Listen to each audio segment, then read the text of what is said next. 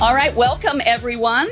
I am Sandra Parker, and I'm very excited to have you guys here today for our very exciting announcement for a city that is very rich in history. And we want to get started by bringing up the Honorable Mayor, Shannon Glover, who's going to get us started. What an awesome morning. We're grateful for this great weather, and thank you again, Sandra, for that warm introduction. Welcome everyone to the city of Portsmouth. Today we are celebrating Portsmouth receiving $19.3 million from the RAISE program. You'll hear more about the RAISE program in a moment, but I want to take this opportunity to express our appreciation to Senator Mark Warner, who could not join us today, but who is represented by Ms. Erin Carter, I believe. And also, I wanted to thank Senator Tim Kaine, who is with us this morning. In addition to that, I want to thank Congressman Scott and let them know that we are grateful for their support in this effort. In addition to that, I want to also thank our statewide team, Senator L. Louise Lucas and Delegate Don Scott, for their leadership on behalf of the city of Portsmouth. This particular project is something that was very competitive and that we saw the need to compete. And as a result, with our support, we won in that competition. Portsmouth is the benefactor, and because of that, we are Portsmouth proud. That's who we are, and I want to thank everyone again for coming to celebrate this occasion with us. Thank you very much, Mayor. And now we want to welcome a man who has served our Commonwealth in many ways throughout the years, Lieutenant Governor, Governor, and for the past 10 years as our Senator. Please welcome U.S. Senator Tim Kaine.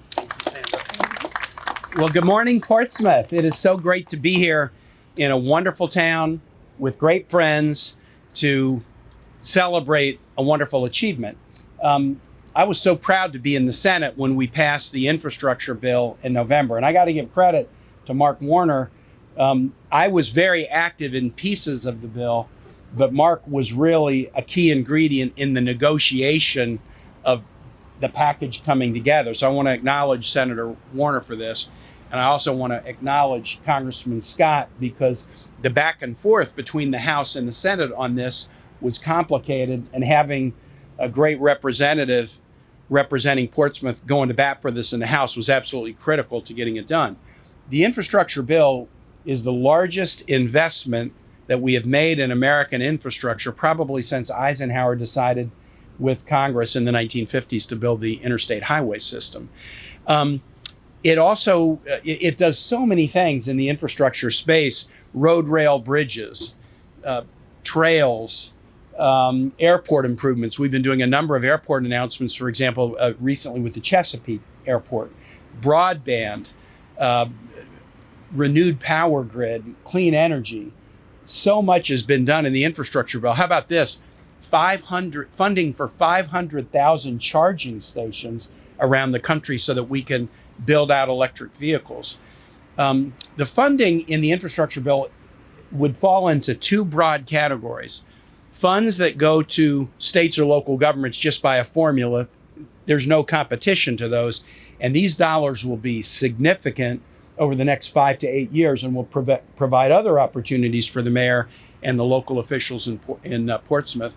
But the second kinds of funds are the sexy ones, but the hard ones, the competitive grants. RAISE is a competitive grant administered by the Department of Transportation at the federal level to focus on transportation improvements that have an equity or sustainability angle. There were more than 1,000 applications for the first $2.2 billion worth of RAISE grants. 166 communities received RAISE grants, and Portsmouth and this High Street corridor improvement was one of the ones that beat the odds and made it happen. Now, so, and significant dollars, $19.3 million for this project, which when combined with the local match, fully funds this vision that the mayor and council and Carl Jackson, the transportation manager and city manager, and others were sharing the vision with us, and we're really excited to see it.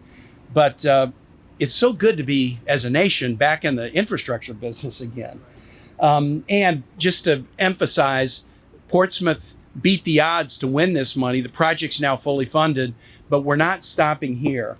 It's so good that we have both Delegate Scott and Senator Lucas here, because the dollars that go to the state, not the competitive grants, there is still going to be some competition within the state for those dollars. And so Congressman Scott, Senator Warner, and I, we're going to battle at the federal level to keep making sure that Portsmouth and our communities in Virginia win big chunks of these competitive grants. But the dollars that go to the state, you've got a great state delegation, very highly placed in leadership in the General Assembly, who can make sure that we get portions of those dollars too. Very happy to be with you. It's so nice to celebrate a great day in Portsmouth today.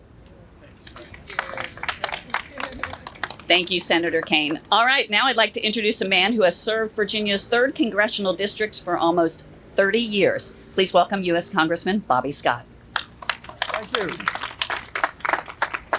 Thank you, Sandra, and good morning. It's great to be here in Portsmouth with Mayor Glover, members of council, Senator Lucas, Delegate Scott, and my colleague in Congress, Senator Kaine, for this great announcement. Last year, Congress passed and President Biden signed into law the Infrastructure Investment and Jobs Act, often referred to as the Bipartisan Infrastructure Law. This was a much-needed, long overdue investment in jobs in our economy as we rebuild America's infrastructure, including, as Tim just said, roads, bridges, transit, ports. We've already gotten significant investments in our ports, broadband, and charging stations so we can incentivize and support electric cars. For Virginia, the infrastructure law invests $7 billion in federal highway programs, more than $500 million for bridge replacement and repairs, $1.2 billion for improvement in public transportation. The law also is more than double the Rebuilding American Infrastructure, Sustainability, and Equity, the RAISE grant program from the Department of Transportation.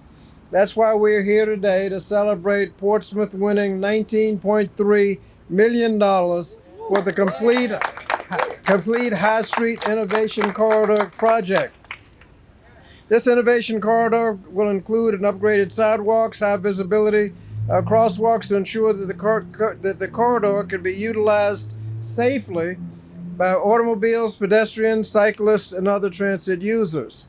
In addition, the installation of the raised median will improve stormwater management and enhance the resilience of infrastructure located in the High Street corridor that is currently vulnerable to tidal flooding.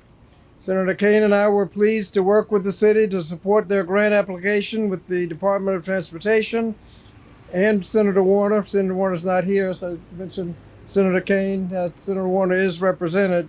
And all of you should be proud of this accomplishment, because the fact that we had to compete with so many and came out on top is testimony to the kind of project that was put together by the city of Portsmouth.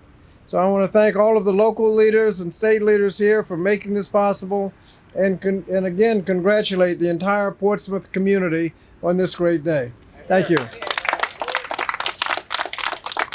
Thank you, Congressman Scott. Next up is a woman who has represented the 18th District of Virginia for more than 30 years. She is the current President pro tempore of the Senate of Virginia. Please welcome State Senator Louise Lucas. Thank you so very much. This is a very proud day in Portsmouth, and I can tell you over the last couple of years, we have experienced many, many proud days in Portsmouth because a lot is going on in our city. This is the home of my birth, and I could not be happier to see a project like the one that our federal delegation has brought to us. And in terms of repeating what they've already said, I couldn't say it more eloquently than what's already been said, but I just want to thank everybody for showing up.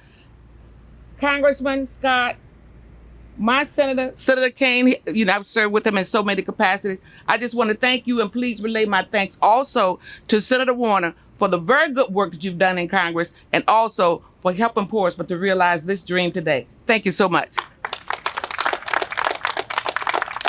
Thank you, Senator Lucas. Next up is the newly elected minority leader of the Virginia House of Delegates, who also represents the 80th District. Please welcome State Delegate Don Scott. Well, good morning, everybody. This is a great day for Portsmouth. This is what it's about. You know, Portsmouth is winning. You know, a lot of folks say, you know, what we can't do, but look at what we can do when we get the right team together, led by our mayor, our council supported this project, our leadership, obviously our great congressional delegation led by our senior senator, Mark Warner, and our great Senator Tim Kaine, and what L. Louise Lucas, Senator L. Louise Lucas has been doing for Portsmouth for years is bringing home the bacon. I'm happy to be on this team where we get the opportunity to show that when we put in the hard work, we can compete with anybody across the nation to get the projects that we need here so desperately in Portsmouth funded. So I won't keep you very long. I just want to say Portsmouth is winning. Get that down. Thank you. Thank you, Delegate Scott. So now you are aware of the wonderful announcement here in Portsmouth. I'm sure that you all have a lot of questions. We do have a little bit of time here for question and answer, so I'm going to ask the mayor to come back up. Also want to thank all the council members who are here today for this announcement as well. And before I open for question and answers, I'm going to ask Mr. Carl Jackson, who's on our city staff, who is a planner, who is very instrumental in this effort. And would you come forward, Carl? And I want to recognize, a lot of times our staff don't get recognized for the work that they put in, but our staff is working diligently every day to make sure that Portsmouth is winning, and we'll continue to do that. So once again, thank you all for attending, and now we will entertain any questions at this time. Yes, ma'am. I understand this is a great announcement today, a big investment. Is there any timeline on the plans at this moment? Yes. Carl, could you come forward and address some of these concerns? See, I know my role, so Carl's going to do what they address. Well, yes, approximately 6 to 8 months before we receive the funding. And of course, the funding goes through our federal and state partners at VDOT and FHWA. Once that funding is received, we could start, pre-engineering and design probably early in 2023, in the spring of 23, and construction would take about 2 to 3 years. Can you talk about just a little more about the project and what the citizens of Portsmouth are going to see one day? Yes.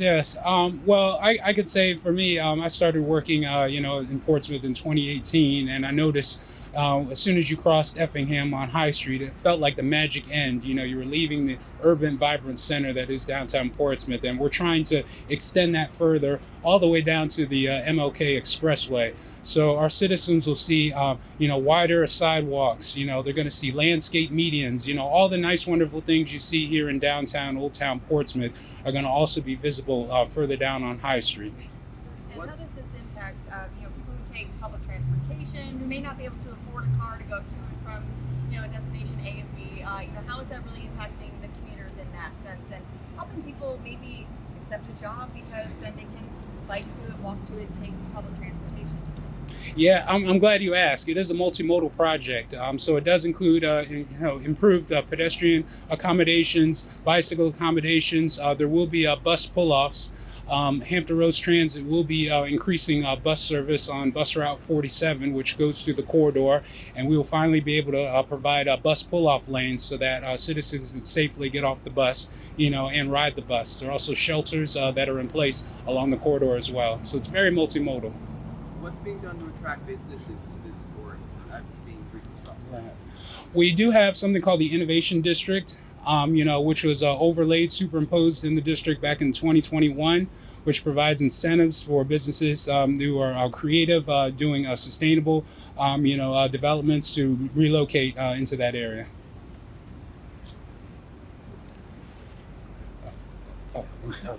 I got one. Thank you. It's very hot. We used to it, so we're not sweating. Right. It's hot, Carl. Yeah. Don't let that go. That's right. Thank you. Any other question? Okay, thank you. Thanks again, everyone, for coming, and stay tuned for the forward progress. Have a great day. Yeah.